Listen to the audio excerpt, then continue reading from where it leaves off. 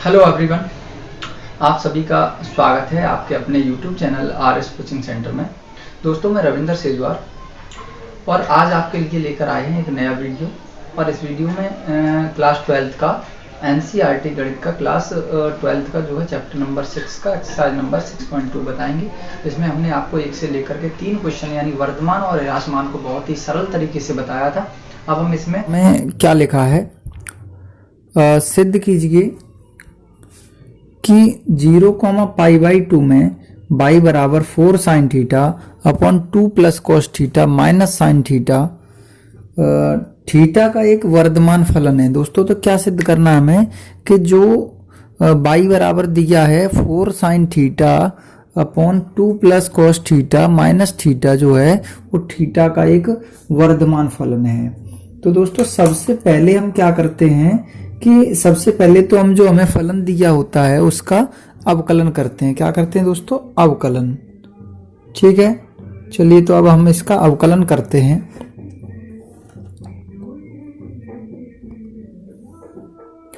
तो देखिए, पहले एक बार हम इसको लिखेंगे y बराबर 4 sine theta upon 2 plus cos theta और माइनस जो है थीटा, ये दिया हुआ है वो हमने लिख लिया है। दोस्तों, अब हम इसका करेंगे अवकलन।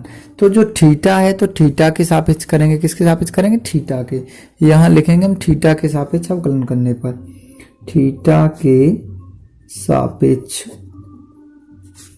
अवकलन करने पर। ठीक है दोस्तों, थीटा रहेगा तो थीटा के सापेक्ष करेंगे, एक्स रहेगा तो एक्स के सापेक्ष। तो हम थीटा के सापेक्ष जब अवकलन करेंगे तो बाई का तो हो जाएगा d y upon d theta. इसको हम एफ डैश एक्स भी कह सकते हैं क्योंकि ये एक फलन है। ठीक है, ये आपको परेशानी ना हो इसलिए हम इसको कह रहे हैं एफ डैश एक्स। ठीक है, d y upon d theta. अब हम क्या करेंगे, देखिए ये बन गया अंश बट्टे हर। तो सबसे पहले क्या करते हैं, हर का वर्ग करते हैं तो 2 प्लस कॉस थीटा का होल स्क्वायर हो जाएगा। इसके बाद क्या करते हैं, हर को छोड़ देते हैं, अर्थात 2 प्लस कॉस थीटा जैसा है वैसा रहेगा। और अंश का अवकलन, तो दोस्तों अंश का अवकलन जब होगा तो 4 तो रहेंगे ही और साइन थीटा का हो जाएगा कॉस थीटा। ठीक है, चलिए आगे बढ़ते हैं। माइनस चिन्ह आता है बीच में, यानी हर का वर्ग कर दिया, हर छोड़ दिया, अंश का अवकलन माइनस अंश छोड़ देंगे। अब अंश क्या है, 4 साइन थीटा है तो इसको एज इट इज रहने दीजिए। अब हर का अवकलन करेंगे तो दोस्तों हर का अवकलन करेंगे तो 2 का तो हो गया 0 और कॉस थीटा का हो गया माइनस साइन थीटा। ये हो गया इस तरह से हर का अवकलन।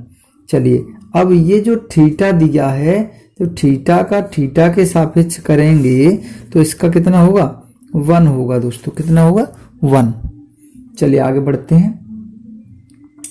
तो d y upon d theta बराबर कितना आ जाएगा, यहाँ देखिए ये 4 कॉस थीटा है, गुणा कर देंगे अंदर 2 में तो 4 दूनी कितने होते हैं, 8 कॉस थीटा और प्लस 4 कॉस थीटा का इधर कॉस थीटा में करेंगे तो 4 कॉस स्क्वायर थीटा। ठीक है, माइनस 4 साइन थीटा का इधर 0 में करेंगे तो 0 और माइनस 4 साइन थीटा का माइनस साइन थीटा में करेंगे तो प्लस 4 साइन स्क्वायर थीटा। क्या हो गया दोस्तों, 4 साइन स्क्वायर थीटा। चलिए नीचे जो है वो लिख लीजिए 2 प्लस कॉस थीटा का होल स्क्वायर। ठीक है, यहां तक हो गया। इतना होने के बाद अब यहां क्या बचा, यहां दोस्तों -1 जो चल रहा है वो तो चलता ही रहेगा। ठीक है, जो -1 चल रहा है वो तो चलेगा। चलिए आगे बढ़ते हैं। D y upon d theta is equal to 8, तो दोस्तों ये है 8 कॉस थीटा, इनसे अभी आप मत बोलिए, प्लस इन दोनों में से जब 4 कॉमन ले लेंगे तो क्या बचेगा, cos square theta plus sine square theta. और अपॉन जो चल रहा है वो लिख लीजिए, कितना है 2 प्लस कॉस थीटा का होल स्क्वायर है। अभी हम इसका होल स्क्वायर निकाल रहे हैं, -1 जो है वो चल रहा है साथ में। चलिए आगे बढ़ते हैं। D y upon d x is equal to 8 cos theta plus, दोस्तों यहाँ देखिए cos square theta plus sine square theta की वैल्यू आप जानते हैं 1 होती है, तो इसको 1 लिख दिया। -1 पहले से चल रहा है और सॉरी ये अलग है यहाँ से, ये इधर है पूरा अलग। तो देखिए 2 प्लस कॉस थीटा का ये होल वर्ग है, होल वर्ग एज इट इज है, ये हमने नहीं खोला है। चलिए आगे बढ़ते हैं। D y upon d theta बराबर, ये सॉरी एक्स हो गया, यहाँ थीटा कर लीजिए। D y upon d theta कितना आ गया, 8 कॉस थीटा प्लस 4 और बट्टे 2 प्लस कॉस थीटा का होल स्क्वायर, ठीक है, और -1, इतना आ गया। यहां तक आने के बाद अब क्या करेंगे दोस्तों, अब दोस्तों इसका भी इधर गुणा कर दीजिए, तो क्या आ जाएगा, d y upon d theta बराबर 8 कॉस थीटा प्लस 4 और माइनस इसका इधर होगा, तो ये 2 प्लस कॉस थीटा का होल स्क्वायर का एक में जब गुणा होगा तो ऐसा ही रहेगा, और नीचे क्या है, 2 प्लस कॉस थीटा का होल स्क्वायर। चलिए होल स्क्वायर खोल देते हैं, तो यहाँ से कुछ कट जाएगा। देखिए d y upon d theta बराबर 8 कॉस थीटा तो है ही प्लस 4, अब इधर जब होल स्क्वायर करेंगे तो 2 का स्क्वायर हो जाएगा 4, लेकिन ये माइनस अंदर जाएगा तो 4 माइनस का हो जाएगा, ठीक है, प्लस बी स्क्वायर यानी कॉस स्क्वायर थीटा है, जब माइनस को अंदर करेंगे तो ये किसका हो जाएगा, माइनस का हो जाएगा, ठीक है, कॉस स्क्वायर थीटा हो गया। अब आएगा प्लस 2ab यानी 2 दूनी 4 कॉस थीटा प्लस के, लेकिन ये माइनस अंदर जाके माइनस कर देगा, तो 4 कॉस स्क्वायर थीटा कितना हो जाएगा, 4 कॉस स्क्वायर थीटा, ठीक है। ये हो गया ए स्क्वायर यानी 2 का वर्ग 4, बी स्क्वायर कॉस थीटा का स्क्वायर हो गया, कॉस स्क्वायर थीटा हो गया माइनस का, और प्लस 2ab यानी 2 दूनी 4 कॉस थीटा, सॉरी ये वर्ग कैसे लग गया, इसको हटा दीजिए, 4 कॉस थीटा। अब देखिए 4 कॉस थीटा हो गया माइनस का, क्योंकि माइनस का गुणा अंदर हो गया, नीचे क्या बचा उसको लिख लीजिए, 2 प्लस कॉस थीटा का होल स्क्वायर, ठीक है, नीचे इतना बचा है। इसके बाद आगे जब बढ़ेंगे तो प्लस 4 माइनस 4 कैंसिल हो गया, ठीक है, 8 कॉस थीटा में से 4 कॉस थीटा जब जाएगा तो D by upon d theta की जो वैल्यू बचेगी, इधर 4 कॉस थीटा, ठीक है, बचा 8 में से अब 4 कॉस थीटा जाएगा, 4 कॉस थीटा बचा, और माइनस कॉस स्क्वायर थीटा, इतना बचा, ठीक है। और बट्टे में क्या है, जो बट्टे में रहेगा उसको लिख दीजिए 2 प्लस कॉस थीटा का whole square, 2 plus cos theta का होल स्क्वायर। तो दोस्तों यहां तक हल करने के बाद हमें d y upon d theta की वैल्यू जो प्राप्त हुई वो इतनी हुई, ठीक है। अब हमने d y upon d theta प्राप्त कर लिया। अब हमें क्या सिद्ध करना है कि जो थीटा है वो एक वर्धमान फलन है। कैसा है, वर्धमान फलन है थीटा। तो अब हम थीटा को वर्धमान के लिए हम वर्धमान की शर्त लगाएंगे। अब वर्धमान की शर्त क्या होती है दोस्तों, आप जानते हैं कि एफ डैश एक्स का मान बड़ा या बराबर होना चाहिए 0 से, या d y upon d theta भी हम कह सकते हैं, ये भी तो फलन है, तो इसका मान बड़ा या बराबर होगा 0 के, ठीक है। तो ये शर्त हमें इसमें पुट करनी है। देखिए कैसे पुट करेंगे, अब हम तो यहां लगा देंगे हम क्या, d y upon d theta का मान बड़ा या बराबर होता है 0 के। चलिए तो रख देते हैं इसको यहां पर हम, या एक काम कीजिए इसकी जगह हम क्या रख देंगे 0, ठीक है। यहां क्या बचा, यहां जो बचा वो 4 cos theta minus cos square theta और अपॉन में क्या रहेगा 2 प्लस कॉस थीटा का होल स्क्वायर। अब दोस्तों नीचे 1 मान के जब हम क्रॉस मल्टीप्लाई करेंगे तो हमारे पास क्या रह जाएगा, ये तो हो जाएगा 0। तो बचा कितना दोस्तों, 4 cos theta minus cos square theta is equal to कितना बचा, 0 बचा, ठीक है।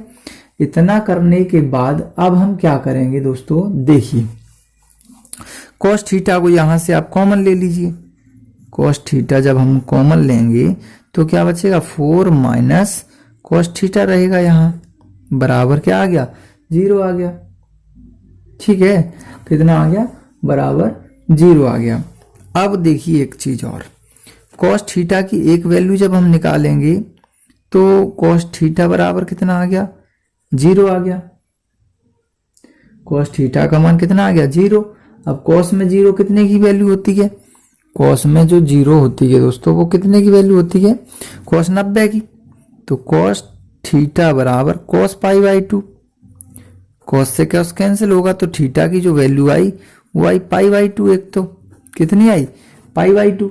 और दूसरी वैल्यू जो निकल करके आएगी वो कितनी आएगी उसको भी चेक कर लेते हैं। 4 कॉस थीटा, यहाँ देखिए 4 माइनस कॉस थीटा बराबर 0। तो इधर ले जाएंगे कॉस को तो कॉस थीटा बराबर 4 हो जाएगा। ठीक है, अब कॉस में कोई वैल्यू होती नहीं है, कॉस में जो 4 वैल्यू है वो किसी की नहीं होती है, तो इसको यहीं पे छोड़ देंगे, यानी कॉस में कोई वैल्यू नहीं होती है। जो वैल्यू निकल करके आई थीटा की वो कितनी आई, पाई बाई 2।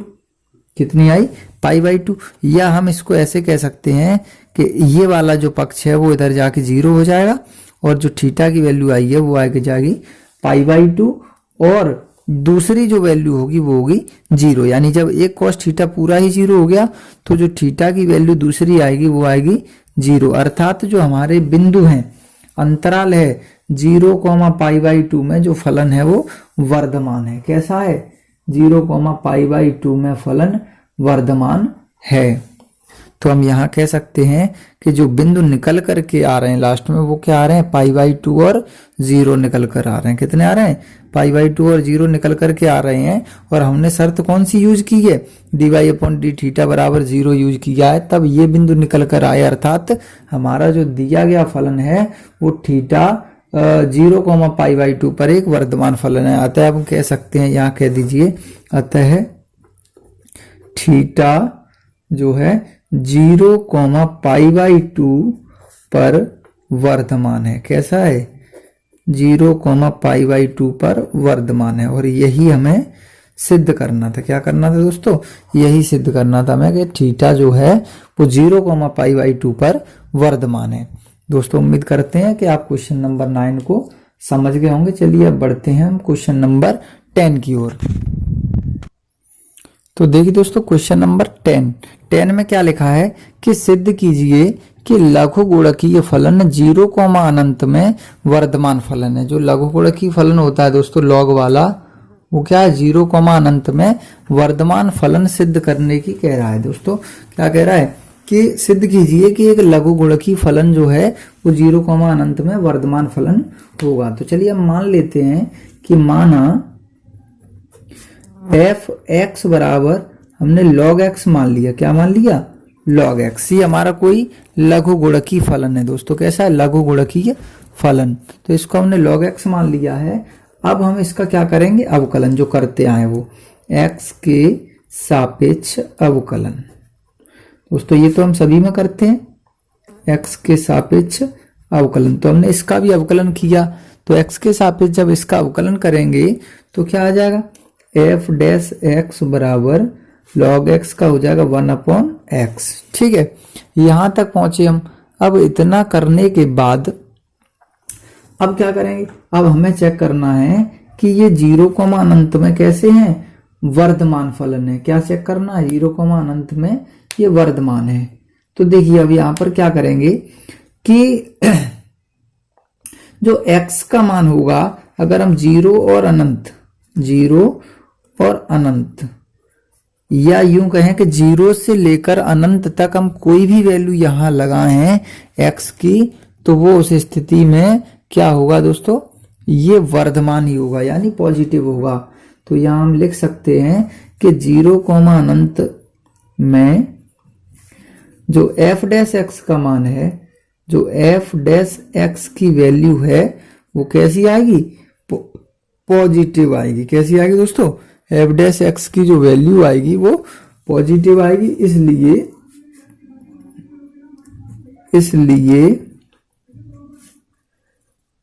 इसलिए जो फलन होगा f डैश x जो होगा वो, सॉरी f x जो होगा वो 0, अनंत में एक वर्धमान फलन ही होगा। कैसा होगा, वर्धमान फलन ही होगा। क्यों होगा? कारण आप जानते ही हैं कि अगर हम log x का जब अवकलन करेंगे तो 1/x आएगा। अब 0 और अनंत में हम कोई भी मान रख के देखें, 0 से लेकर अनंत में कोई सा भी मान हम अगर रख कर देखें तो धनात्मक ही होगा। अगर 0 रख दें तो भी 0 का 1 में 0, यानी कि 0 का 1 में अनंत आएगा। ठीक है, तो हम यहाँ कह सकते हैं कि हर स्थिति में मान जो है पॉजिटिव ही आना है, और इसलिए ये फलन जब पॉजिटिव अर्थात जो एफ डैश एक्स का मान होगा वो धनात्मक होगा, यानी एफ डैश एक्स का मान जब धनात्मक होगा तो ये क्या हो जाएगा? वर्धमान फलन हो जाएगा। तो उम्मीद करते हैं दोस्तों आप इसको भी समझ गए होंगे, ये तो बहुत ही ईजी है। चलिए बढ़ते हैं अगले क्वेश्चन की ओर। क्वेश्चन नंबर 11 क्या है देख लेते हैं। देखिए दोस्तों क्वेश्चन नंबर 11 में क्या है। क्वेश्चन नंबर 11 में कह रहा है कि सिद्ध कीजिए कि -1,1 में जो फलन है एफ एक्स का मान x² माइनस एक्स प्लस 1 से प्रदत्त फलन ना तो वर्धमान है और ना ही ह्रासमान है। तो दोस्तों हमें ये प्रूव करना है कि जो फलन है वो -1,1 में ना तो वर्धमान है और ना ही ह्रासमान है। चलिए दोस्तों तो हम इसको हल करते हैं, देखते हैं क्या ये कंडीशन इसमें फॉलो होगा या नहीं होगा। चलिए चेक कर लेते हैं। जो फलन है उसको लिख लीजिए पहले, एफ एक्स बराबर x² माइनस एक्स प्लस 1। तो सबसे पहला और महत्वपूर्ण काम तो हमारा ये होता है कि हम इसको अवकलित करते हैं, x के सापेक्ष अवकलन करते हैं इसका। ठीक है, x के सापेक्ष अवकलन। तो x के सापेक्ष अवकलन करने पर ये हमने यहाँ लिख दिया है, और एफ एक्स का जो होगा वो एफ डैश एक्स होगा। ठीक है, चलिए आगे बढ़ते हैं। x² का हो जाएगा 2x और माइनस एक्स का हो जाएगा 1 और प्लस 1 का हो जाएगा 0, क्योंकि 1 एक कांस्टेंट पद है। तो एफ डैश एक्स बराबर जो अवकलन हमारा आया वो आया 2x माइनस 1। ठीक है, अब हम यहाँ शर्त लगाते हैं कि शर्त लगाने पर जो x की वैल्यू है वो कितनी आएगी। चलिए तो शर्त है एफ डैश एक्स की जो शर्त है वर्धमान और ह्रासमान की, वो एफ डैश एक्स का मान बड़ा या बराबर होगा 0 के। चलिए तो हमने बराबर यहाँ रखेंगे, एफ डैश एक्स की वैल्यू 0 जब रखेंगे तो 2x माइनस 1 आएगा, और जब 1 को इधर करेंगे पक्षांतर तो x बराबर 2x बराबर माइनस वाला इधर प्लस का हो जाएगा, और ये गुणा वाली संख्या अब 1 के बट्टे भाग में पहुंच जाएगी। ठीक है दोस्तों, तो x की वैल्यू यहाँ से कितनी आ जाएगी, x बराबर जो निकल कर आएगा वो आएगा 1/2। अब देखिए ये x बराबर हमारा 1/2 निकल आया। ठीक है, अब x बराबर 1/2 जब निकल करके आया है और हमारा जो अंतराल दिया है वो कितना है, देखिए अंतराल हमारा जो दिया है यहाँ लिखेंगे, जो अंतराल है कितना है, अंतराल -1,1 है। कितना अंतराल, -1,1, और x की वैल्यू हमारी कितनी आई है 1/2। तो ये जो अंतराल है देखिए, अब ये हमारे जो नए अंतराल बने वो -1 से लेकर 1/2 तक, कहाँ तक, -1 से लेकर 1/2 तक, और जो दूसरा अंतराल बना वो बना 1/2 से लेकर के 1 तक। ये हमारा नए अंतराल 2 प्राप्त हुए हमें कि -1 से 1/2 तक। यानी जब हमें अंतराल दिया है भाई, देखिए यहाँ पे हमें अंतराल दिया है -1 से लेकर +1, यही तो दिया है। ठीक है, अब हमारा जो x की वैल्यू आई है वो आई है 1/2। कितनी आई, 1/2। तो हमारा जो यहाँ का जो अंतराल बनेगा वो कितना बचेगा, एक तो -1,1/2 बनेगा, -1 से 1/2 तक, और इधर जो बनेगा वो 1/2 से 1 तक। यानी हमें 2 अंतराल प्राप्त हुए। ठीक है, अब हमें दोनों अंतरालों पे चेक करना है कि कौन सा वर्धमान है और कौन सा ह्रासमान है, कि या कुछ भी नहीं है। चलिए हम चेक कर लेते हैं।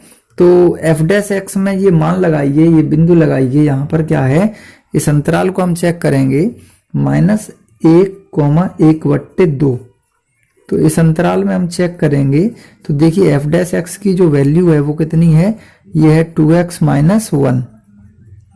चलिए चेक कीजिए, तो -1,1/2 में जब हम चेक करेंगे तो अगर हम यहाँ इसकी जगह पर क्या रखें, अगर हम इसकी जगह पर देखिए, अगर हम इसकी जगह पर ये -1 रख दें यहाँ, तो 2 × -1 -2 हो जाएगा, और -2 में अगर -1 जुड़ जाएगा तो ये -3 बन जाएगा। कितना बन जाएगा, -3।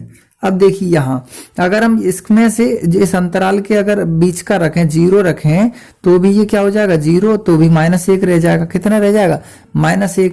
यानी इस अंतराल से अगर हम वैल्यू यहाँ पुट करें तो हर स्थिति में इस अंतराल में ये जो वैल्यू निकल करके आएगी एफ डैश एक्स की, वो कैसी होगी, वो नेगेटिव होगी। कैसी होगी दोस्तों, नेगेटिव। अर्थात क्या हो जाएगा, अर्थात -1,1/2 में जो फलन है वो कैसा होगा, ह्रासमान होगा। कैसा होगा, ह्रासमान। -1/2 में फलन कैसा है, ह्रासमान है। अब देखिए इसके बाद हम आगे चेक करते हैं दूसरे अंतराल में। तो दूसरे अंतराल में क्या कह रहा है दोस्तों, दूसरा अंतराल भी यहां रख लीजिए आप। दूसरा अंतराल दिया है 1/2,1। क्या कह रहा है, 1/2,1। चलिए हम इधर 1/2,1 रख देते हैं। देखिए जो अंतराल दे रहा है हमें वो कितने दे रहा है, 1/2,1। ये अंतराल अब हमें दिए हैं, ठीक है। चलिए इस अंतराल पे हम अपने एफ डैश एक्स की वैल्यू देखेंगे कितनी आई है। एक बार हम फिर से देख लेते हैं जो एफ कितनी है। एफ डैश एक्स का मान है जो है वो है 2x-1। क्या है, 2x-1। अब हम इसमें चेक करेंगे। तो दोस्तों इसमें जब चेक करेंगे तो आप रखकर देख लीजिए कि जो वैल्यू होगी यहाँ पर रखिए आप 1/2 रखेंगे यहाँ, तो 1/2 या इसके बीच में रख लीजिए कोई भी वैल्यू, या 1/2 और एक के बीच में रख लीजिए। तो 1/2 और 1 के बीच में भाई क्या आएगा, 1/2 और 1 के बीच में आएगा 1/3, 1/4, 1/5। ये सब चीजें इसके बीच वाली हैं। कैसी हैं, 1/2 से लेकर 1 तक की हैं, ठीक है। क्योंकि 1/2 देखिए आप समझने का प्रयास कीजिए थोड़ा, 1/2 से 1 की तरफ हम बढ़ रहे हैं, 1/2 से 1 की तरफ। तो 1/2 ये है आधा, ठीक है। तो आप समझने का प्रयास कीजिए, आधे के बाद पौन, सॉरी हम 1/4 कह रहे थे, वो तो इधर जाएगा। तो जब हम इस तरफ बढ़ेंगे तो भाई 1 से कम ही होता जाएगा, एक की तरफ बढ़ता जाएगा ये। तो कुछ भी रख लीजिए, हर स्थिति में यहाँ जो संख्या आनी है वो पॉजिटिव आनी है। कैसी आनी दोस्तों, यहाँ जो संख्या आनी है वो पॉजिटिव आनी है, यहाँ नेगेटिव का तो कोई मतलब नहीं है। और जब हम पॉजिटिव संख्या को यहाँ रखें 2 के गुणा में, तो जब 2 का पॉजिटिव में गुणा होगा तो 2 में से जब हम उसको घटाएंगे या कोई संख्या रख दें तो भी 2 से ज्यादा ही होगा। 1 रखेंगे तो 2 × 2 और 2 में से 1 जाएगा तो 1 बचेगा। अर्थात हम कह सकते हैं कि 1/2,1 में जो फलन है, जो एफ डैश एक्स का मान है वो क्या है, बड़ा है 0 से। कैसा है, बड़ा है 0 से। अतः या ऐसे कह सकते हैं कि जो एफ डैश एक्स जो वैल्यू है, एफ डैश एक्स कैसी है, पॉजिटिव है। एफ डैश एक्स जो वैल्यू है 1/2,1 में पॉजिटिव है। अतः फलन अंतराल, क्या अंतराल दिया है, 1/2,1 में कैसा है, 1/2,1 में वर्धमान है। अब दोस्तों वर्धमान आया और -1/2,1 में फलन ह्रासमान आया। तो इस प्रकार हम कह सकते हैं कि -1,1 में इस प्रकार देखिए भाई 2 बिंदु हैं ये, एक तो 1/2,1 इसमें तो वर्धमान आया है और -1/2,1 में ह्रासमान आया है। लेकिन जो -1 से 1 तक था, -1 से 1, इसमें फलन ना तो वर्धमान है और ना ही ह्रासमान है। तो हम कह सकते हैं इस प्रकार -1,1 में फलन ना तो वर्धमान है और ना ही ह्रासमान है, ना ही ह्रासमान है। अब ऐसा क्यों नहीं है, क्योंकि जो बिंदु हमें दे रहा था -1,1, अब -1,1 बिंदु तो लगे नहीं। बिंदु हमारे जो नए बने वो कितने बने, वो बने -1/2 से 1 और 1/2 से 1, ये बिंदु बने और इन्हीं बिंदुओं पर हमने चेक किया, ठीक है। तो इसलिए हम कह सकते हैं कि इस प्रकार -1,1 में फलन ना तो वर्धमान है और ना ही ह्रासमान है। और दोस्तों यही हमें प्रूव करना था और ये सिद्ध हो गया। तो आशा करते हैं दोस्तों कि आप हमारे द्वारा बताए गए सवालों को बखूबी समझ रहे होंगे। चलिए अब बढ़ते हैं नेक्स्ट क्वेश्चन की ओर। तो देखिए दोस्तों, क्वेश्चन नंबर 12 में क्या है, निम्नलिखित में से कौन से फलन 0,π/2 में ह्रासमान है? कौन से फलन निम्न में से ह्रासमान है? अब देखिए दोस्तों, निम्न में से कह रहा है तो जाहिर सी बात है कि यहाँ दे रहा होगा कुछ ना कुछ। चलिए हम देख लेते हैं क्या क्या दिया है। पहला दे रहा है cos x, दूसरा जो b पॉइंट दिया है वो दिया है cos 2x, तीसरा जो c पॉइंट दिया है वो cos 3x, और जो लास्ट जो d पॉइंट दिया है वो दिया है 10x। क्या दिया है दोस्तों? 10x।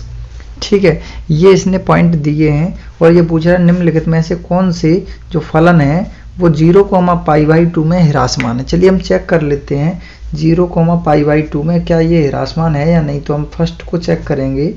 तो देखिए हम ये क्या है, fx बराबर दिया है cos x।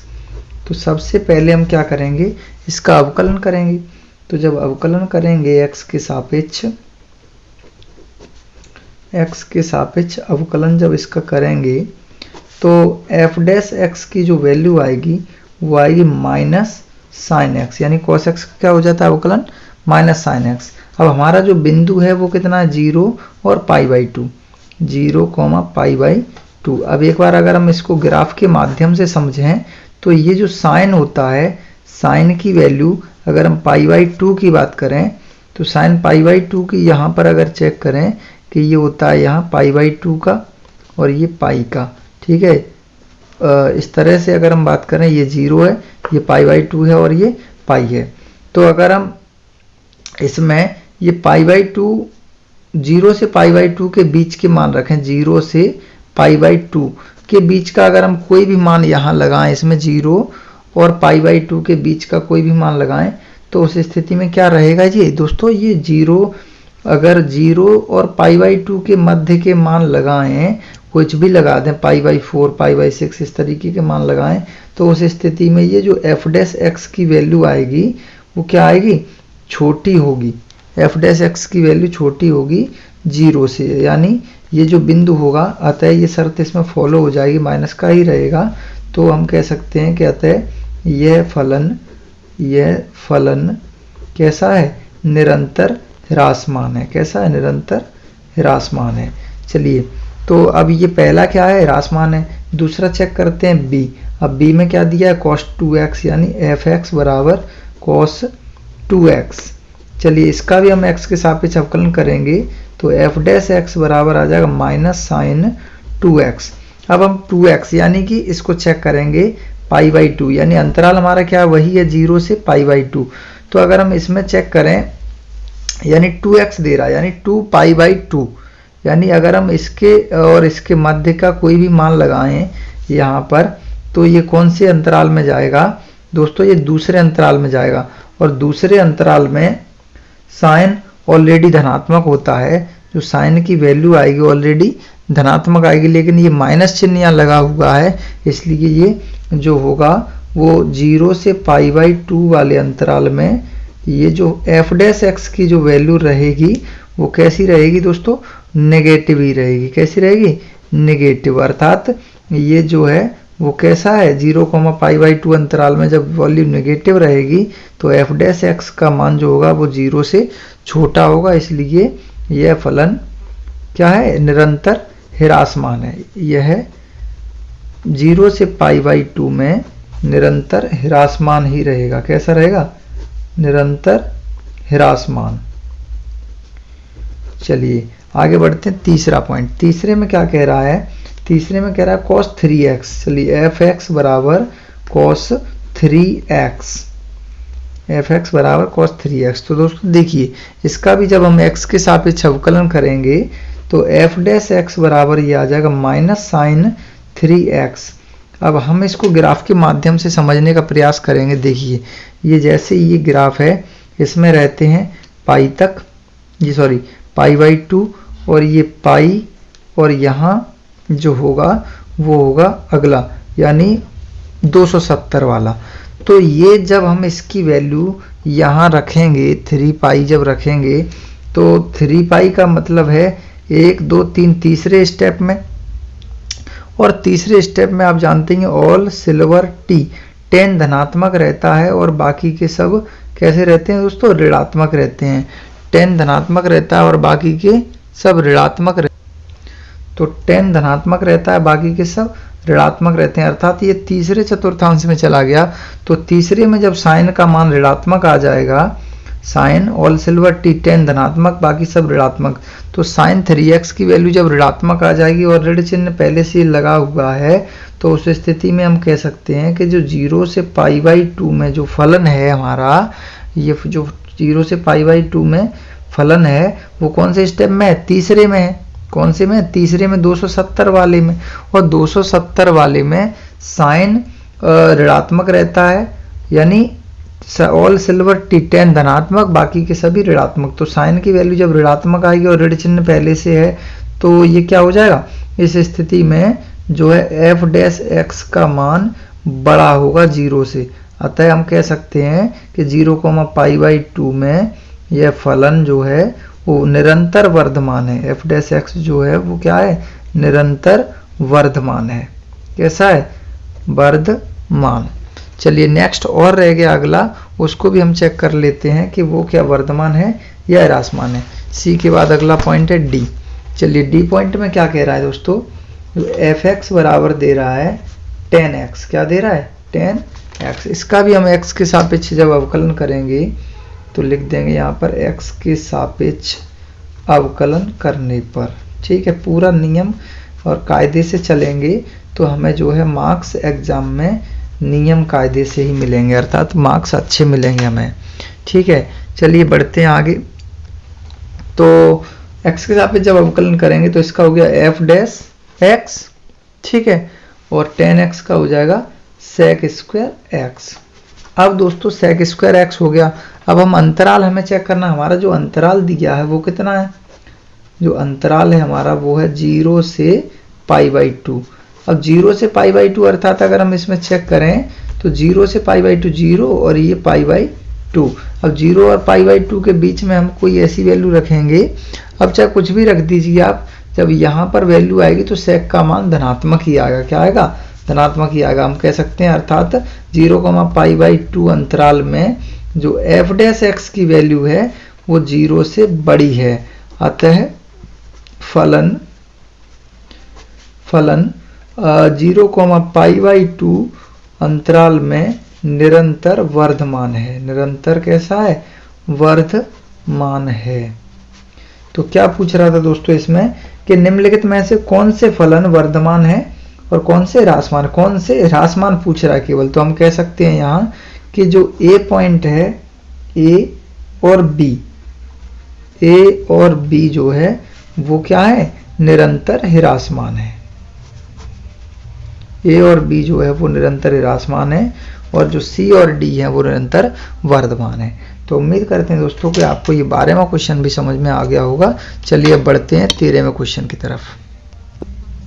देखिए दोस्तों इसके बाद 13वां क्वेश्चन। 13वें क्वेश्चन में क्या है, निम्नलिखित अंतरालों में किस अंतराल में एफ एक्स बराबर ये फलन दिया है द्वारा प्रदत्त फलन ह्रासमान है। यानी 4 अंतराल दिए हमें, 1 2 3 और चौथा दिया, इनमें से कोई नहीं। तो इसमें हमें सही आंसर पे चयन करना है और किस अंतराल पे ये ह्रासमान है। तो वो हमें चेक कर करके देखना है कि कौन से अंतराल पे ये हमारा जो फलन है वो ह्रासमान है। चलिए तो हम यहाँ से देख लेते हैं पहले ही अंतराल में 0,1 में। तो दोस्तों हमारा जो एफ एक्स दिया है उसको हम लिखेंगे x की घात 100 प्लस साइन एक्स और -1। सबसे पहला हमारा काम क्या होता है, x के सापेक्ष अवकलन करते हैं, ठीक है। तो f डैश x बराबर अवकलन कीजिए 100 x की घात 99 प्लस साइन x का हो जाएगा cos x और 1 का हो जाएगा 0। तो ये आ गया हमारा अवकलन, x के सापेक्ष अवकलन। अब दोस्तों अब हम क्या करेंगे 0,1 में, 0,1 में इसमें हम चेक करेंगे। तो देखिए 0,1 का मतलब है कि 0 और 1 के बीच का कोई भी मान यहाँ लगाइए आप। तो मान लीजिए हमने 0. कुछ लगाया 1 लगाया तो 100 का उसमें गुणा करेंगे, यानी या हम मान लीजिए 0.1 लगाया और उसका 99 बार हम गुणा करेंगे, या उसका 99 बार गुणा करने के बाद हम देखेंगे तो 100 से ज़्यादा ही हो जाएगी संख्या। और इसमें अगर कॉस में लगाएं, यहाँ पे मान कॉस 0 लगा दें या कुछ और लगा दें तो कॉस 0 का मान 1, यानी हर स्थिति में इस अंतराल में ये पॉजिटिव ही रहना है। कैसा रहना है? पॉजिटिव। तो हम कह सकते हैं कि 0,1 अंतराल में जो f' की वैल्यू है वो कैसी है? बड़ी है 0 से। अतः यहाँ 0,1 में क्या हो जाएगा? फलन, फलन वर्धमान हो जाएगा। अतः वर्धमान है फलन। तो फर्स्ट में तो दोस्तों वर्धमान आया। सेकंड में देख लेते हैं। सेकंड में देखिए क्या है? सेकंड है अंतराल तुम्हारा जो π/2 से पाई। चलिए इन दोनों में भी चेक कर लेते हैं हम। तो फलन का जो अवकलन आया वो fx बराबर आया f' का मान 100x 99 पावर इसकी और प्लस cos x। चलिए तो π/2 से पाई, π/2 से पाई का मतलब है π/4 रख लीजिए यहाँ। ये 90 से 180 के बीच में क्या हो गया? π/4। अब π/4 जब हम यहाँ रखेंगे दोस्तों तो π/4 कितना होता है? cos 45 का मान 1/√2 और यहाँ भी हम रखेंगे, यानी माइनस आने का तो कोई चांस ही नहीं है। यानी हम कह सकते हैं अतः π/2 से पाई में भी जो फलन का मान है वो कैसा आएगा? वो पॉजिटिव ही आएगा। कैसा आएगा? पॉजिटिव। अतः पॉजिटिव मान जो होता है वो बड़ा होता है 0 से, इसलिए फलन जो है वर्धमान है। फलन वर्धमान है दोस्तों। दूसरे में भी वर्धमान आया, ठीक है। तीसरे में चेक कर लेते हैं। तीसरा क्या है?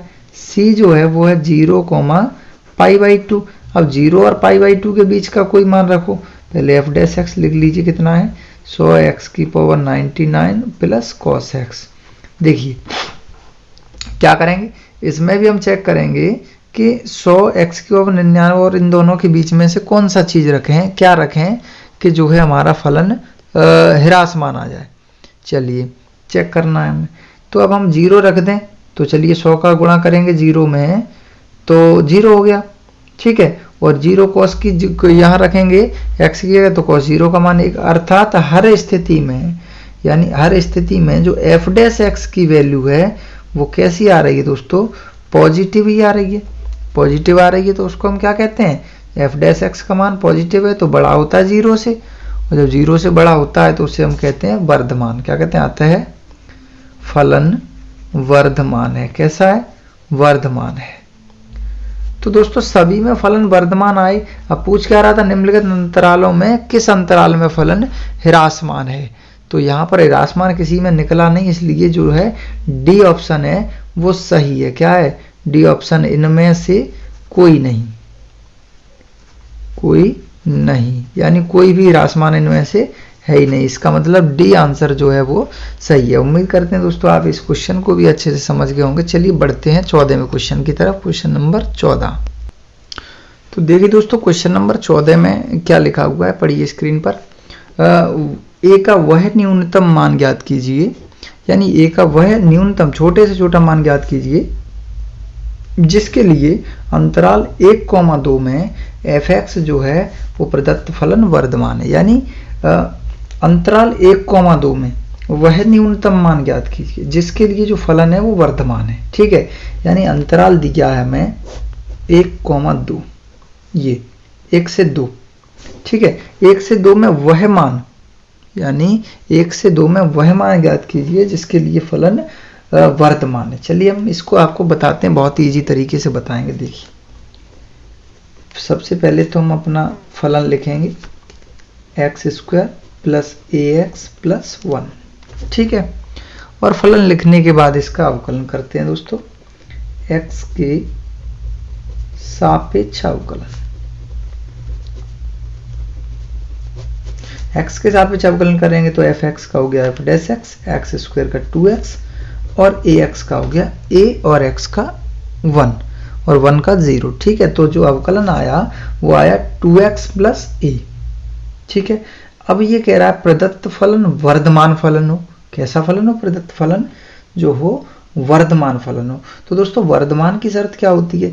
f' का जो मान होता है वो होता है बड़ा होता है 0 से। क्या होता है? एफ डैश एक्स का मान बड़ा होता है 0 से, तो वही शर्त हम यहाँ पुट कर देते हैं, 2x प्लस ए जो है वो बड़ा होगा 0 से। कैसा होगा, 2x प्लस ए होगा वो बड़ा होगा 0 से। ये जो इसकी जो वैल्यू आएगी वो दोस्तों कैसी आएगी, बड़ी तो होगी 0 से, ठीक है।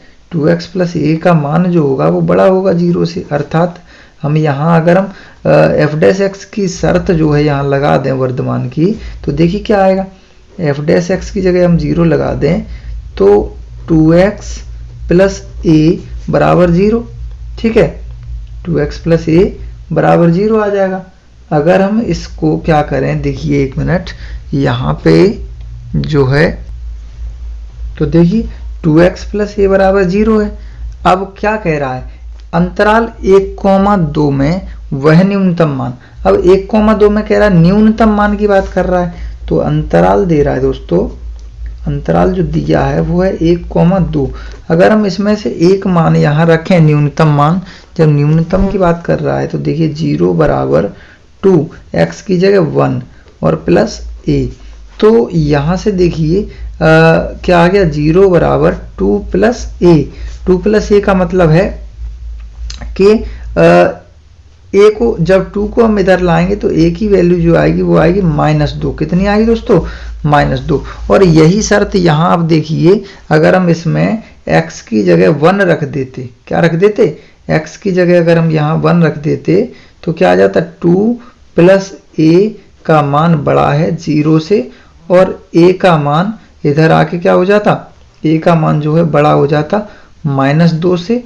यानी यही शर्त आ जाती है हर स्थिति में कि जो a की वैल्यू है वो -2 के बराबर आएगी। कितनी आएगी, a की वैल्यू -2 के बराबर या -2 से छोटी आएगी। तो हम कह सकते हैं कि जो a का न्यूनतम मान है, जो a का न्यूनतम मान है दोस्तों वो कितना है, -2 है। और ये हमें कहाँ से मिला, इसी अंतराल से मिला। ये क्या पूछ रहा था, a का वह न्यूनतम मान ज्ञात कीजिए जिसके लिए अंतराल 1,2 में ये फलन वर्धमान है। तो हम कह सकते हैं कि a का वह न्यूनतम मान जो है वो क्या है, 2 है। अर्थात हम कह देंगे, अर्थात a का वह न्यूनतम मान -2 है। कितना है दोस्तों, -2। चलिए बहुत इजी था, कोई इसमें ऐसी कोई दिक्कत नहीं थी। चलिए बढ़ते हैं अगले क्वेश्चन की ओर, क्वेश्चन नंबर 15। देखिए 15वें क्वेश्चन में क्या है, अब मान लीजिए कि -1,1 में असंयुक्त एक अंतराल आई हो, असंयुक्त एक अंतराल क्या हो, आई हो, तो सिद्ध कीजिए कि आई में जो f(x) है वो x प्लस 1/x से प्रदत्त फलन वर्धमान है। देखिए क्या है, यहाँ पूरा मामला हम आपको समझाते हैं कि जो अंतराल दिया है -1,1, ठीक है, इसमें एक असंयुक्त अंतराल इसने i मान लिया, यानी असंयुक्त अंतराल इसने एक मान लिया, कोई एक मान लीजिए आप इसको। तो सिद्ध कीजिए कि उसमें f(x) का जो मान है वो इससे प्रदत्त फलन वर्धमान है। कहने का मतलब ये है -1,1 में जो प्रदत्त फलन है वो वर्धमान हमें बताना है, ठीक है, सिद्ध करना हमें एक तरह से ये वर्धमान है। चलिए देखिए, तो हम क्या करेंगे, इसको सबसे पहले अपना फलन लिखेंगे, f(x) बराबर कितना है, x प्लस 1/x, ठीक है, x प्लस 1/x लिख लिया। अब करेंगे इसका अवकलन, तो अवकलन करेंगे x के सापेक्ष, किसके सापेक्ष होगा, x के सापेक्ष अवकलन। देखिए अब f(x) का हो गया f डैश x, x का आप जानते हैं 1 होता है, क्या होता है दोस्तों 1, और 1/x का जब अवकलन करेंगे तो x को ले चलिए ऊपर, तो ये x की घात होगी -1, और x की घात n से जब इसका कर देंगे तो -1 और x की घात -1 मिलकर -2 बन जाएगी, यानी -1/x² भी कह सकते हैं हम, नीचे ले आएंगे तो इसको, तो 1 क्या आ जाएगा, x² आ जाएगा, ठीक है, 1/x²। चलिए आ गया। अब इसको और जब हल करेंगे आगे, या अगर यहीं पे छोड़ दें तो देखिए क्या आएगा। जिस तरह से हम बात करें इसकी, तो देखिए कितना आएगा, एफ डैश एक्स की जो वैल्यू है, इसको थोड़ा सा और हल कर लीजिए, x square minus 1 upon x square, इतना हो गया ये। ठीक है, अब अंतराल हमें कितना दिया है, अंतराल जो दे रहा है वो दे रहा है -1 से 1, -1 और 1 के बीच में। तो कहने का मतलब ये है जो x का मान है वो -1 और 1 के बीच में, यानी -1 से तो बड़ा है, -1 से तो बड़ा है x का मान, और 1 से छोटा है, क्या है, और 1 से छोटा है। ये कंडीशन है यहाँ कि जो मान दिया है वो x का मान -1 से तो बड़ा है, x का जो मान है वो -1 से बड़ा है और 1 से छोटा है। ये है कंडीशन, जो x का मान है -1 से छोटा है और 1 से बड़ा है, ये कंडीशन है। तो इस कंडीशन में क्या करेंगे हम, ऐसे, ये होगा यहाँ -1 से बड़ा और 1 से छोटा। इस कंडीशन में अगर हम बात करें एक्स स्क्वायर की, किसकी बात करें, एक्स स्क्वायर की, तो एक्स स्क्वायर की जो वैल्यू होगी, एक्स स्क्वायर की जो वैल्यू होगी वो 1 से बड़ी होगी, क्योंकि भाई 1 से बड़ा एक्स का मान है। या आप यहाँ एक्स स्क्वायर छोड़िए, देखिए एक्स स्क्वायर आप छोड़िए, ये आप समझ लीजिए यहाँ कि अगर हम यहाँ पर इन दोनों के बीच वाली कोई संख्या लगाएं, अगर हम यहाँ इन दोनों के बीच वाली कोई संख्या लगाएं तो यहाँ क्या आएगा, पॉजिटिव आएगा ये या नेगेटिव आएगा। देखिए x का मान 1 से बड़ा बता रहा है, तो 1 से बड़ा हम लगा देते हैं यहाँ 2, सॉरी x का मान 1 से क्या बता रहा है, बड़ा बता रहा है, x का मान 1 से बड़ा है, यही तो कंडीशन है। या यूं कहें कि x का मान -1 और 1 के बीच में है, -1 और 1 के बीच में है। ठीक है, तो -1 और 1 के बीच वाला अगर हम मान लगाएं, यहाँ मान लीजिए -1 और 1 के बीच में हम अगर यहाँ पर 0 लगा दें, चलो क्या लगा दें, 0, तो 0 -1 0 हो गया पूरा, 0 -1 बचा और नीचे 0, तो 0 का जब किसी संख्या में भाग देते हैं तो अनंत आता है, अनंत आता है तो भाई वो तो धनात्मक हो गया, अनंत आएगा तो। ठीक है, तो अगर कोई और मान लगाएं, चलिए क्या कह रहा है ये, -1 से छोटा, -1 से बड़ा, बड़े का चिन्ह इधर है तो -1 से बड़ा मान, x का जो मान है -1 से बड़ा जब लगाएंगे यहाँ तो 0 लगा के देख लिया।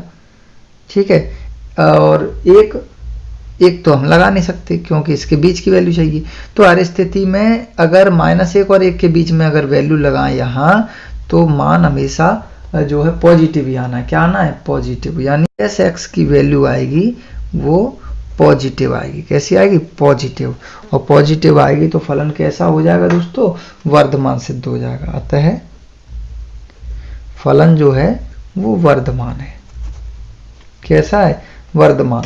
तो f एक वर्धमान फलन है, तब ये जो अंतराल है -1, 1 के बीच में, तो उससे हमें पता चला है कि जो f डैश एक्स की जो वैल्यू निकल करके आई है वो पॉजिटिव है, इसलिए फलन हमारा वर्धमान ही है। चलिए बढ़ते हैं अगले क्वेश्चन की ओर, 16 क्वेश्चन।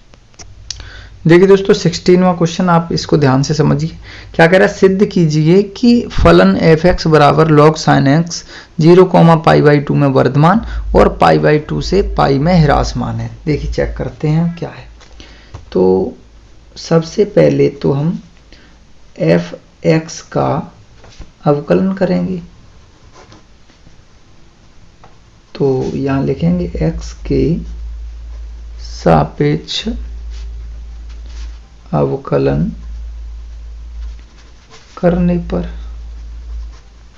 तो हमने x के सापेक्ष अवकलन करने पर लिख दिया, तो ये हो गया f डैश x और log sin x, log के लिए ये बन गया x, तो log x का क्या होता है 1/x।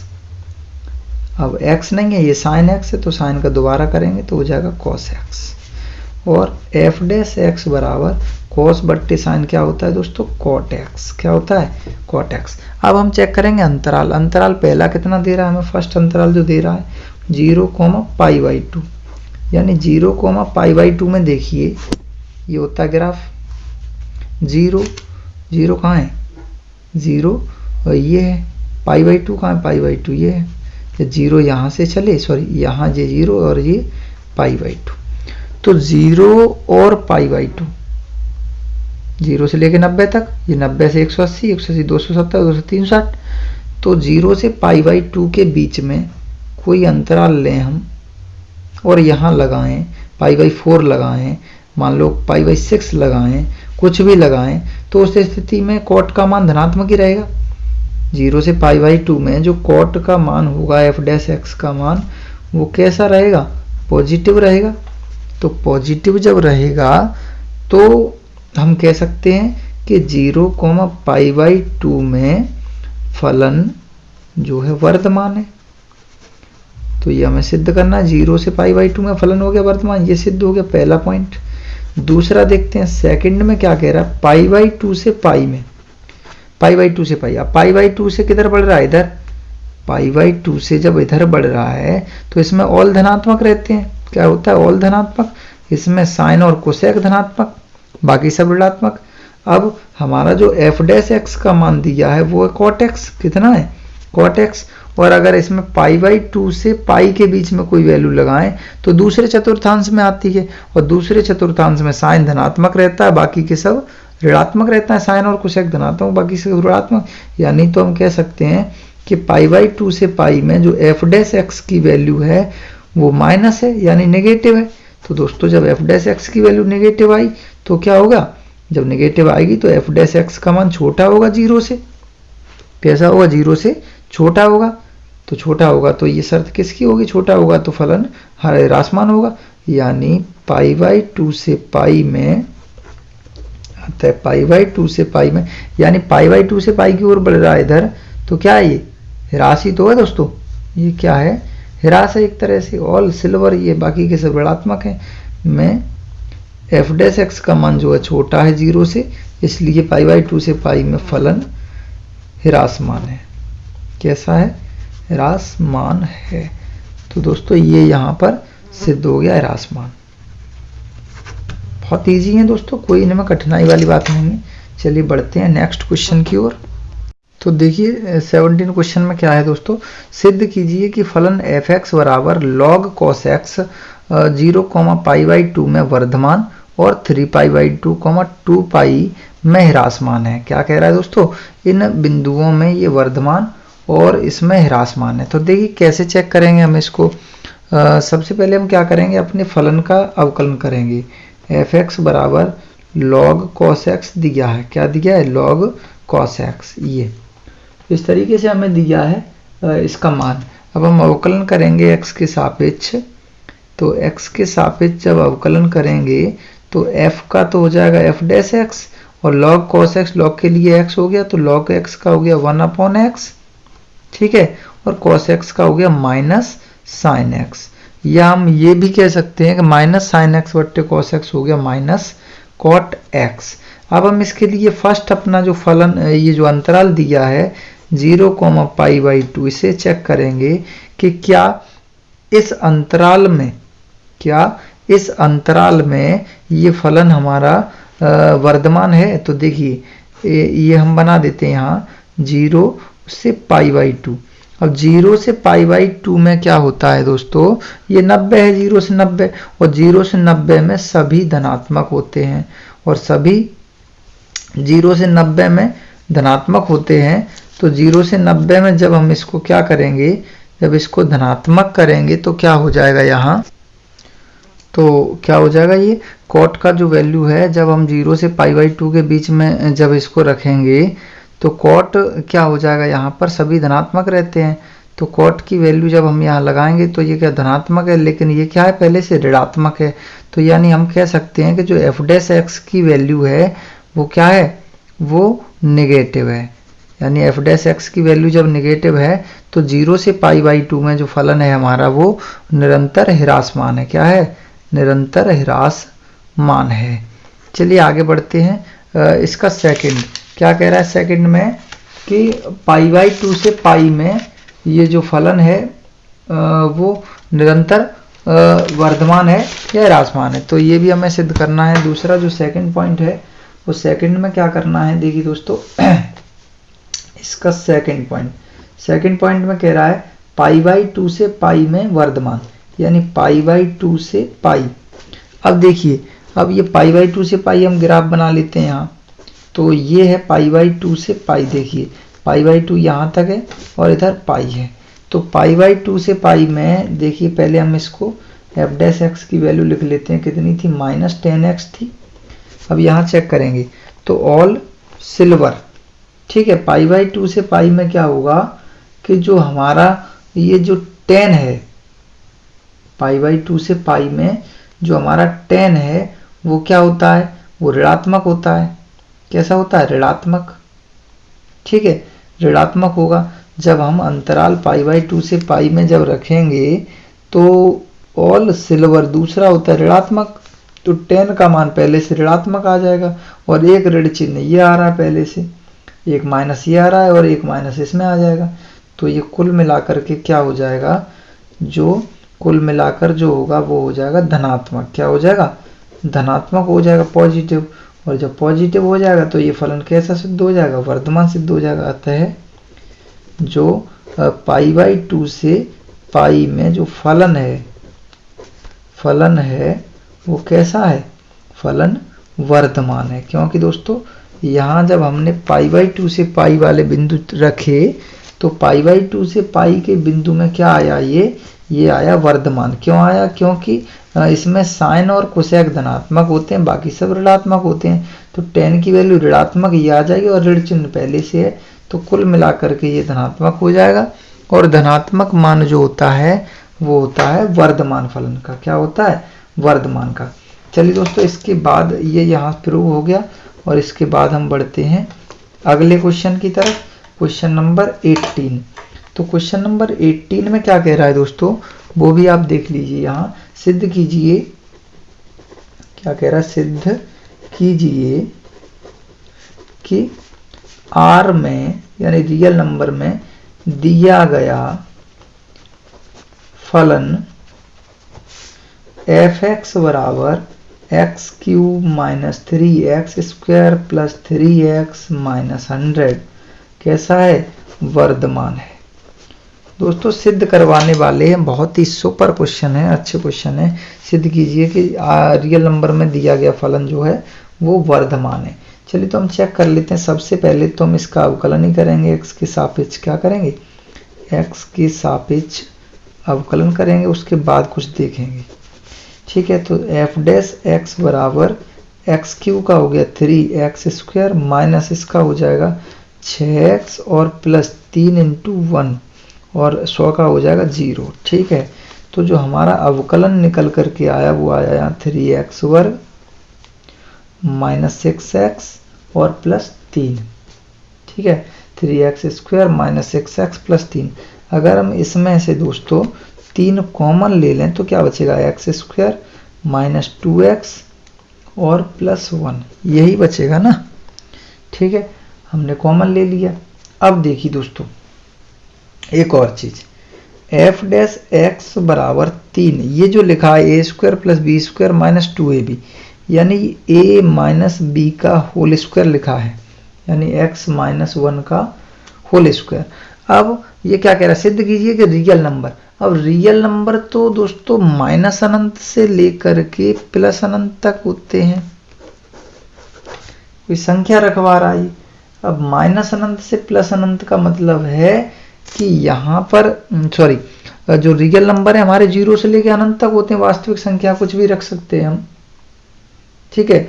अब इसमें अगर हम कोई भी संख्या रखें, यहाँ x की जगह पर 1 रखें, चाहे 0 रखें और चाहे 2 रखें, कुछ भी रखें, कहने का मतलब ये है कि अगर हम यहाँ कोई रियल नंबर रखते हैं, इन संख्याओं में से अगर कोई रखते हैं यहाँ, तो अगर माइनस की भी रखेंगे तो भी माइनस का वर्ग प्लस ही होता है।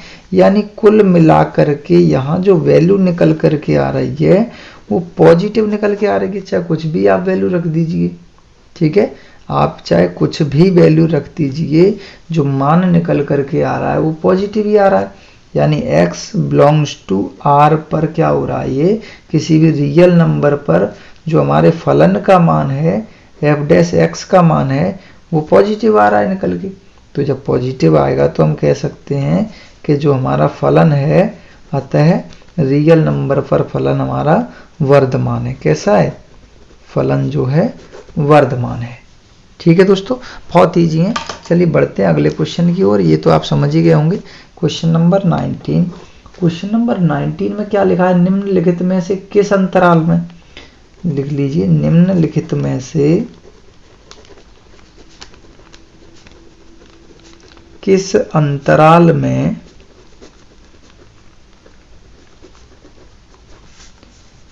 y बराबर एक्स स्क्वायर ई की घात माइनस एक्स वर्धमान है। दोस्तों ध्यान से देखिए, इंपॉर्टेंट क्वेश्चन है, अच्छा क्वेश्चन है, और जो है कॉम्पिटिटिव एग्जाम में भी ये आते हैं इस तरह के क्वेश्चन जो हैं। तो हमें क्या करना है? अंतराल चेक करने और बताना है कि क्या इसमें ये जो है वर्धमान है। पहला अंतराल है माइनस अनंत से अनंत, दूसरा अंतराल है माइनस 2 से 0, 2 से 0, तीसरा अंतराल है 2 से अनंत, और चौथा अंतराल है d का जो मान है वो है 0,2। ये अंतराल दिए गए हैं 4, और हमें चारों अंतरालों में क्या करना है दोस्तों? चेक करना है कि कौन से अंतराल पर ये फलन जो है वर्धमान है। चलिए सबसे पहला और हमारा जो अहम काम होता है वो ये होता है कि हम सबसे पहले अपने फलन का अवकलन करते हैं। तो y बराबर दिया है एक्स स्क्वायर और ई पे घात माइनस एक्स। तो x के सापेक्ष इसका अवकलन करेंगे तो क्या आ जाएगा दोस्तों? देखिए y का तो हो जाएगा y डैश, क्या हो जाएगा? y का y डैश हो जाएगा, या dy अपॉन dx भी कह सकते हैं। एक्स स्क्वायर का हो गया 2x ई की, सॉरी दोस्तों यहाँ फर्स्ट सेकंड लगेगा, क्या लगेगा? First second. तो हम क्या करेंगे? फर्स्ट छोड़ देंगे, सेकंड का अवकलन। तो ई की घात x का हो जाएगा ई की घात माइनस एक्स, और माइनस एक्स का जब करेंगे तो माइनस एक और हो जाएगा। फर्स्ट छोड़ दिया, सेकंड का अवकलन, प्लस सेकंड छोड़ दो और फर्स्ट का अवकलन कर दो, एक्स स्क्वायर का हो गया 2x। तो इस तरह से हमारा जो अवकलन होगा कुल मिला करके कितना होगा? माइनस ई पे घात minus x into x square और प्लस 2x ई पे घात माइनस एक्स, ये होगा हमारा अवकलन। ठीक है, अगर इसमें से हम कुछ कॉमन ले लें, dy अपॉन dx बराबर इसमें से अगर हम माइनस ई की पावर माइनस एक्स कॉमन ले लें ये, तो क्या बचेगा अंदर?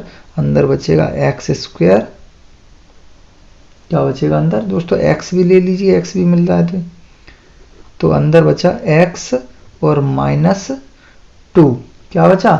x माइनस 2 बचा केवल। कैसे बचा? हमने क्या किया देखिए, ध्यान से देखिए दोस्तों, हमने माइनस भी कॉमन ले लिया, ई की घात माइनस भी ले लिया x कॉमन, और एक x ले लिया यहाँ से, तो यहाँ से x वर्ग में से x बचा, इधर केवल 2 बचे। ठीक है, ये पूरा हमने कॉमन ले लिया इतना। अब इतना बचने के बाद अब हम देखेंगे अपने वर्धमान की शर्त इसमें लगाएंगे कि जो फलन दिया है वो किस अंतराल पे वर्धमान है। तो अगर हम इसमें वर्धमान की शर्त लगा देते हैं तो अंतराल निकल आएगा। चलिए देखिए, वर्धमान हम जानते हैं कि एफ डैश एक्स का जो मान होता है वो बड़ा होता है 0 से। ये फलन जो है ये वर्धमान की शर्त है। ठीक है, तो वर्धमान की शर्त हम एफ डैश एक्स की जगह जब 0 पुट करेंगे तो क्या होगा वो चीज़ आप देखना यहाँ, या हम यूँ कहें कि सीधा सीधा मान लगाएं कि x ई पे घात माइनस एक्स, ठीक है, और x माइनस 2 कैसा है? ये बड़ा है 0 से। कैसा है दोस्तों? ये 0 से बड़ा है। ठीक है, इस माइनस को उधर ले चलिए तो x ई पे घात माइनस एक्स और x माइनस 2, ई पे घात x माइनस 2। अब ये माइनस उधर कर देंगे तो 0, ये चिन्ह बदल गया। क्यों बदल गया? क्योंकि अब कोई वैल्यू माइनस की नहीं रही, अब वैल्यू सब प्लस की हैं। किसकी हैं? प्लस की। ठीक है, अगर हम यहाँ से ई की घात x को भी उधर पक्षांतर करें तो क्या बचा? केवल x माइनस 2, और ये भी पहुंच गया सब 0 में ई की घात x। ठीक है। अब देखिए x की वैल्यू निकाल लीजिए। तो x की वैल्यू जब दोस्तों आएगी यहाँ से कितनी आ जाएगी वो आप समझिए। एक तो x बराबर 0 आ जाएगा और x बराबर 1 2 आ जाएगा। क्या आ जाएगा? x बराबर 0 और x बराबर 2। यहाँ से हम कह सकते हैं कि जो x बिलोंग्स टू 0,2 है, यानी x का जो मान है वो 0,2 है। ठीक है, तो x का मान 0 और 2 जब आया है तो हम कह सकते हैं कि ये फलन 0,2 अंतराल पर वर्धमान है। देख लीजिए यहाँ कौन सा है, यानी डी पॉइंट यहाँ हमें मिल रहा है। कौन सा मिला? 0,2। तो हम कह सकते हैं 0,2 पर वर्धमान है, या हम इसको चेक करके भी रख सकते हैं। यहाँ 0,2 अगर पुट करेंगे तो वर्धमान भी आ जाएगा, यानी डी पॉइंट इसको टिक कर लीजिए। हमारा विकल्प डी सही है और ये इस प्रश्नावली का दोस्तों अंतिम क्वेश्चन था। तो उम्मीद करते हैं दोस्तों कि आपको आज का हमारा यह वीडियो 6.2 जो आज इस वीडियो में पूर्ण रूप से फिनिश करवा दी है हमने। तो आशा करते हैं कि आप हमारे द्वारा बताए गए सवालों को ज़रूर समझ गए होंगे। तो दोस्तों अगर आपको हमारा यह वीडियो पसंद आया हो तो इस वीडियो को ज़्यादा से ज़्यादा लाइक करें, साथ ही अपने दोस्तों के साथ शेयर करें। और अगर आप हमारे चैनल पर अभी तक नए हैं तो आप हमारे चैनल को सब्सक्राइब करने के बाद इसके बेल आइकन के बटन को भी प्रेस कर लें, जिससे अगर हम अपने चैनल पर कोई वीडियो अपलोड करते हैं तो उसका नोटिफिकेशन आपके पास जल्द से जल्द पहुंच सके, जिससे आप भी आगामी बोर्ड परीक्षा 2021 में अपने अच्छे मार्क्स ला सकें। तो दोस्तों आज की वीडियो में बस इतना ही। अब हमें दीजिए इजाज़त। अगले वीडियो में फिर हम आपके सामने उपस्थित होंगे एक नया वीडियो लेकर। तब तक के लिए नमस्कार। जय हिंद, जय Bharat. Hey there. Subscribe to my channel. And also press this bell icon.